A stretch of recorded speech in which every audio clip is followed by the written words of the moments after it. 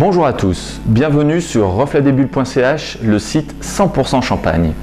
Aujourd'hui, au sommaire de la rubrique Le glossaire des bulles, l'AOC Champagne. Le saviez-vous?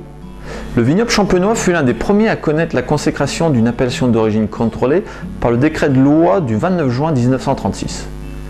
Cette loi précise en des termes très précis les règles à respecter tant dans les pratiques culturelles de la vigne que dans le mode de production du vin de Champagne. Parmi ces règles, on peut citer entre autres celles concernant l'aire d'appellation d'origine Champagne.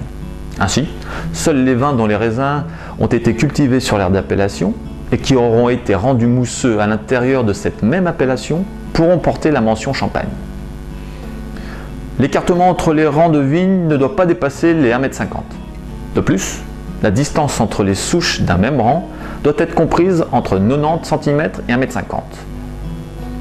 4 modes de taille sont autorisés dans cette AOC Champagne: la taille Chablis, la taille Vallée de la Marne, la taille en cordon de Roya et la taille Guyot. Ces modes de taille s'appliquent en fonction du cépage et l'autorisation est autorisée selon les classements des crus. Aucun vin à appellation Champagne ne peut être tiré en bouteille avant le 1er janvier suivant la récolte.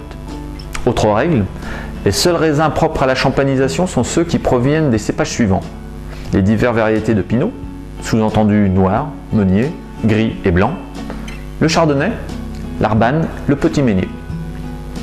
Le vieillissement sur les lits après tirage est aussi réglementé.